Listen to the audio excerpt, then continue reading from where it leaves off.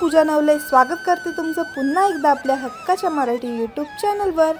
तर आज आहे आपला उज्जैनमधला तिसरा दिवस आणि आज आपण करणार आहोत महाकाल बाबांचं दर्शन। महाकाल बाबांचं कालभैरव, संदीपानी आश्रम आणि मंगलनाथ मंदिर असे आपण टेम्पल करणार आहोत। तर तुम्ही ब्लॉग कंटिन्यू करा। काल रात्रीच आम्ही शीघ्र दर्शनचे पास काढले होते आणि पास होतं 250 रुपये पर पर्सन तिकीट। आम्ही 2 तिकीटं काढली आणि आम्ही सकाळीच शीघ्र दर्शनच्या लाईनीने दर्शन घेतलं महाकाल बाबांचं। हा चंद्र आहे, हा मी स्वतः घरी बनवलेला आहे बाबांसाठी आणि ही बाहेरून शाल घेतलेली आहे। शीघ्र दर्शनाला सुद्धा भरपूर लाईन मोठी होती आणि जी नॉर्मल लाईन होती ती सुद्धा भरपूर मोठी होती। माझी इच्छा होती की मला भस्मारती करायची आहे एकदा तरी, पण भस्मारतीचं तिकीटच नाही मिळालं। महाकाल बाबांनी बघा आशीर्वाद दिला आणि आम्हाला ही बघा आरतीसुद्धा भेटली। मला वाटतं की 7:15ची वगैरे आरती असेल सकाळची। आम्ही 7 वाजता मंदिरात एंटर झालेलो।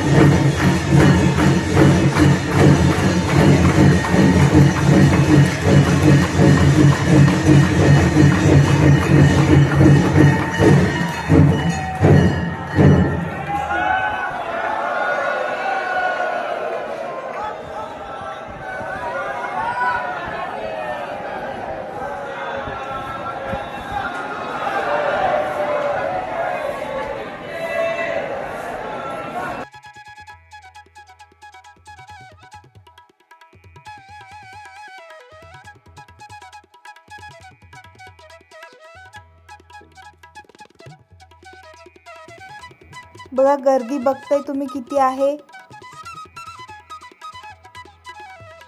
हा महाकाल बाबांचा हॉल आहे आणि इथूनच आपल्याला दर्शन घ्यायचं असतं।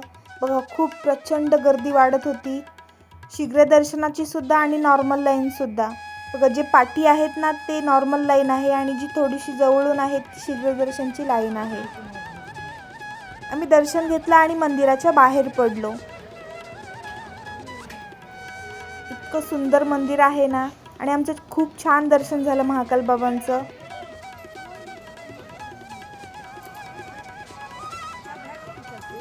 खूप छान आणि प्रसन्न वाटत होतं।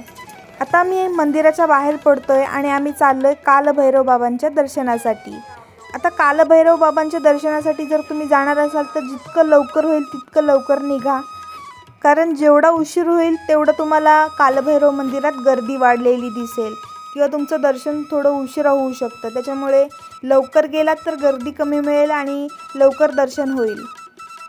माझ्या मुलाला ताप येत होता आणि त्याला मी कडेवर घेऊन होतो ना, त्याच्यामुळे हे चेहऱ्याला लाल लाल लागलेलं आहे।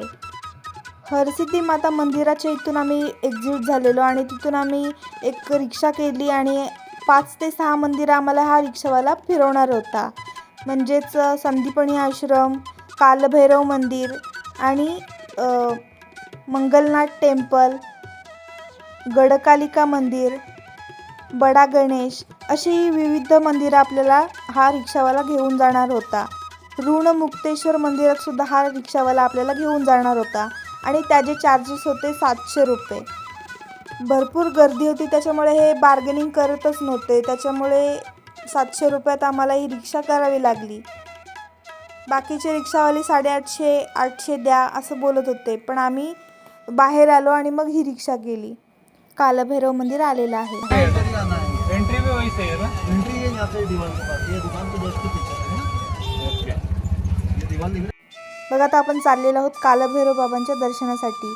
बघा 1-1 मिनिटाला गर्दी वाढत आहे, त्याच्यामुळे जेवढं लवकर होईल तुमचं तेवढं इथे लवकर या। म्हणजे इथे जर लवकर आलात तर इथलं दर्शन लवकर होतं आणि मग बाकीची मंदिरं आहेत ही लवकर फिरून होतात। जर इथेच उशीर झाला तर तुम्हाला प्रत्येक मंदिरात उशीर होणार आहे, त्याच्यामुळे इथे लवकर या। आम्ही 8:30 पावणे 9 वाजेपर्यंत इथे या मंदिरात पोचलो होतो। आता बघा इथे गर्दी खूपच कमी आहे, आपण फटाफट जाऊया आणि दर्शन घेऊया।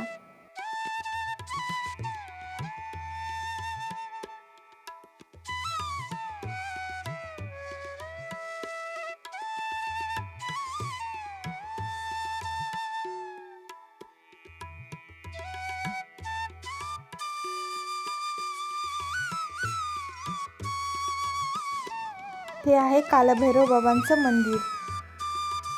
बघा, जसं जसं आम्ही पुढे जातो तसं तसं पाठी गर्दी वाढत चाललेली आहे.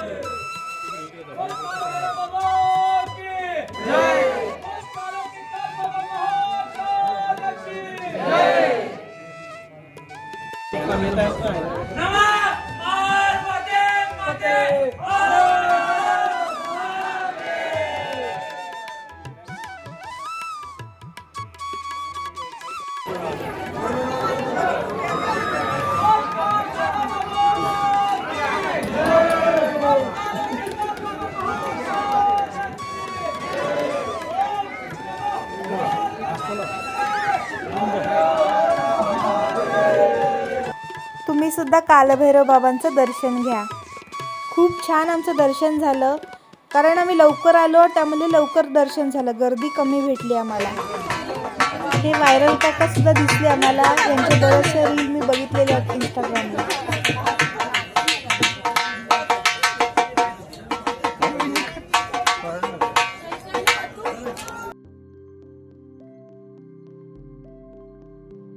आता आम्ही मंदिराच्या बाहेर पडतोय आणि आम्ही निघतोय स्थिरमन गणेश आणि गडकालिका मंदिराच्या इथे. सर्व रस्त्यांचं काम काढलेलं, कारण 2028मध्ये इथे कुंभमेळा आहे आणि त्याच्यासाठी आत्तापासूनच रस्त्यांची वगैरे कामं तिथे चालू केलेली आहेत. आता आम्ही आलोय श्री स्थिरमन गणेश मंदिराच्या इथे. माझ्या बाळाला ताप येत होता, त्याच्यामुळे त्याला कडेवर घेऊनच फिरत होतो, कारण तो खाली उतरतच नव्हता. त्याला ताप येत होता भरपूर. तुम्ही सुद्धा श्री स्थिरमन गणेशांचं दर्शन घ्या.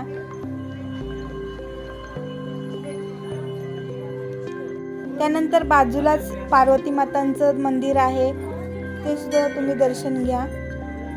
त्यानंतर मंदिराला प्रदक्षिणा मारताना पाठच्या साईडला इथे जगन्नाथाचं दर्शन होतं. जगन्नाथाचे भाऊ बलराम आणि त्यांची बहीण सुभद्रा, त्यांची सुद्धा मूर्ती इथे आहे. त्यानंतर आम्ही बाहेर पडलो आणि इथे गोठा आहे, त्याच्यात आपण सेवा म्हणून त्या गायींना चारा देऊ शकतो.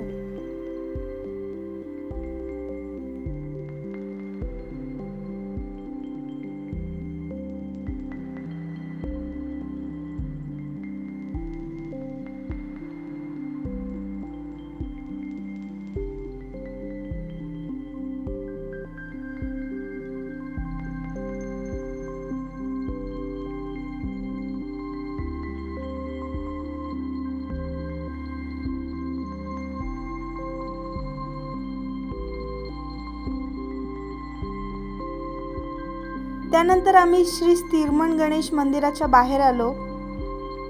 त्याच्या बाजूलाच हे गडकालिका मंदिर आहे. गडकालिका मंदिर हे 51 शक्तिपीठांपैकी एक शक्तिपीठ आहे. गडकालिका म्हणजेच महाकाली स्वरूपात इथे मातेची पूजा केली जाते. असे मानले जाते की संस्कृत कवी कालिदास यांनी सुद्धा या देवीची उपासना केली होती आणि त्यांची विद्वत्ता प्राप्त केली होती. या शक्तिपीठाच्या इथे सतीमातेचा वरचा होठ पडला होता, त्याच्यामुळे इथे शक्तिपीठ स्थापन झाले आहे. तुम्ही सुद्धा दर्शन घ्या. त्यानंतर आम्ही बाहेर पडलो. त्याच्यानंतर हा हत्ती आम्हाला दिसला. त्याच्यानंतर आम्ही गेलो मंगलधाम मंदिरमध्ये. इथे आम्हाला रिक्षावाल्यांनी मंगलनाथ टेम्पल म्हणून हे टेम्पल दाखवलं, पण ॲक्च्युली नंतर आम्हाला समजलं मंगलनाथ हे टेम्पल वेगळं आहे, हे मंगलधाम टेम्पल आहे. सर, तुमच्यासोबत सुद्धा असा फ्रॉड होऊ शकतो. तुम्ही रिक्षा करणार असाल तर तुम्ही रिक्षावाल्याला नक्की सांगा मंगलनाथ मंदिर इथे जायचं आहे. इथे आम्ही दर्शन घेतलं.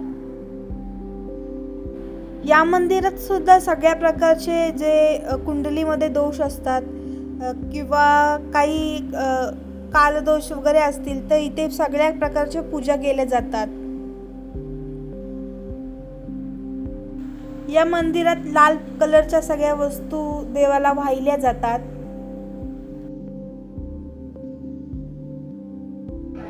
मंदिराच्या बाजूलाच हे तळं आहे. बघा, तुम्हाला ऐकू येत असेल सगळ्या प्रकारच्या इथे पूजा चाललेल्या आहेत. भरपूर लोक इथे पूजा करून घेत आहेत. ज्यांच्या पत्रिकेत मंगलदोष असतो, जे मांगलिक असतात, त्यांच्यासाठी इथे खास पूजा केल्या जातात. सगळ्या प्रकारचे दोष असतील कुंडलीमध्ये वगैरे त्याच्या सगळ्या इथे पूजा केल्या जातात.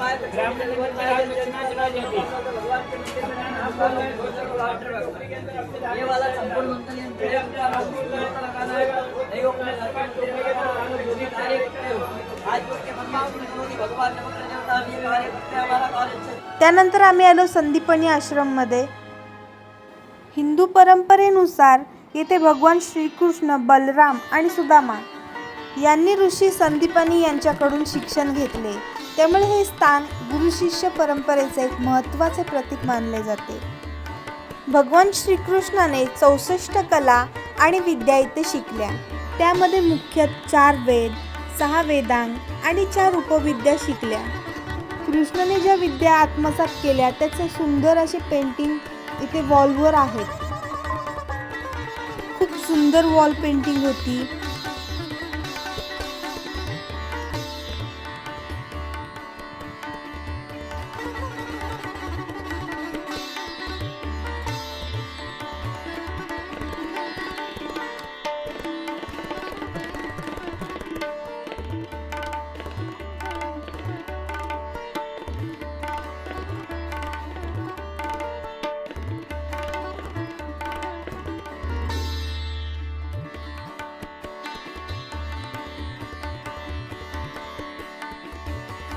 त्यानंतर बाजूला असलेलं श्री सर्वेश्वर महादेव हे स्वयंभू महादेवाचे मंदिर आहे.